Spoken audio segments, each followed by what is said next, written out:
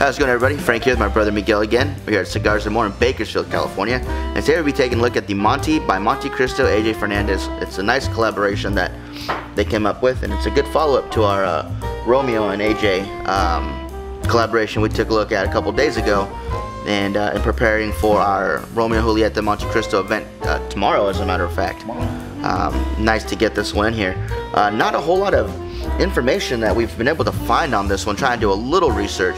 Trying to get you guys some notes about this one. I can tell you that it is a Toro size that we have here, 6x55 ring gauge, and it has a Habano 2000 wrapper with the Criollo Dominican binder as well as long filler.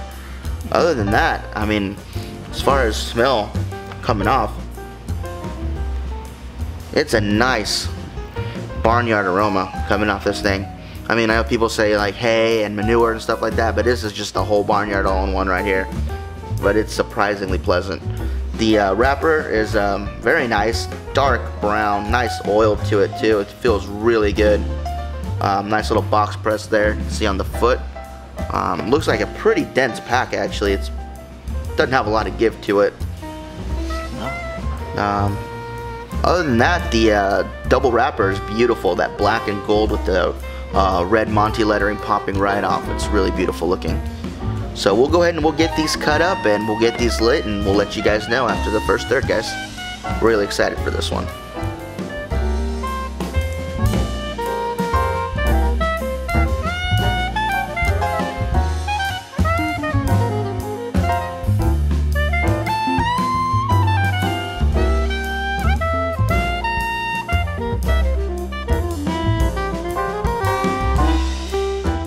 Alright guys, so we're just about at 20 minutes past the first third here.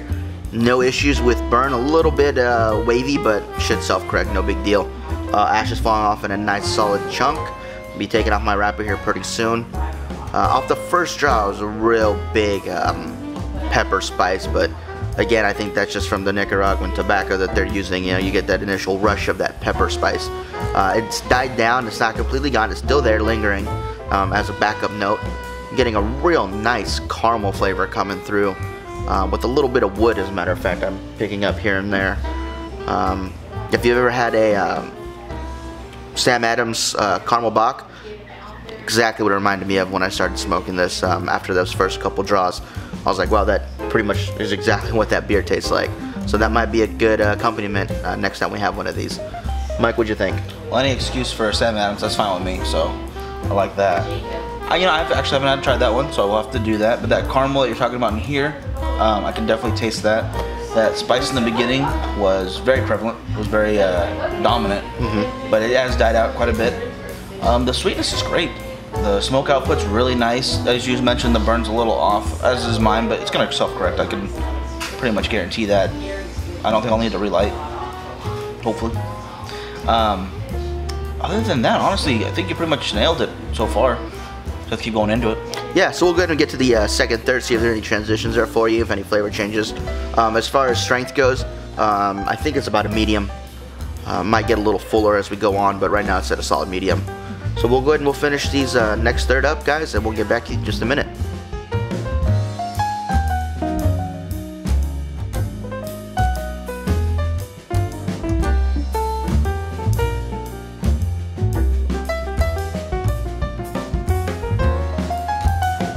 Alright guys, so about 50 minutes in. I have to say it's a bit of a flavor transition. The caramel is now kind of a backup note there. Spice is almost completely gone, and I'm getting a really nice woody flavor coming through as the dominant flavor. No issues with the burn or the ash. It's still a little wavy, but it's been self-correcting itself really nicely. Mike? You pretty much said everything, so I don't know what I get to say now. That's why I go first. Yeah, thanks for that. But other than that, I guess I can add the smoke output's really great. The flavors are very consistent with what he was saying. Yeah, not too much else to add. It's a great stick. I'm looking forward to this last third. If you're thinking about trying it, definitely do, because I think you're going to enjoy it after. Yeah, definitely. So we'll go ahead and finish this out, guys, and we'll get back to the conclusion in just a minute.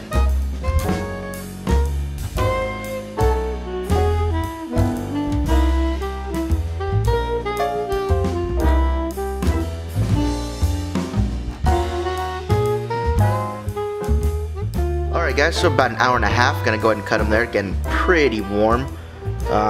Actually, I got a nice flavor transition from that light caramel. The wood really came through at the end there. It was a nice deep wood, earthy flavor. The sweetness was still there, definitely. Pepper was all but gone. I mean, really could not get any of it. I did have one relight. I think that was more because I'm here talking to the people that come in. Other than that, no burn issues. Pretty sharp, actually. Ash is falling off in nice solid chunks. Mike, did you want to add anything? I think you pretty much covered the flavors pretty well. Mine did have a little bit more of an issue than his, but you know what? It happens. I could have corrected it any time. Not much of an issue to do it because the flavors were still great.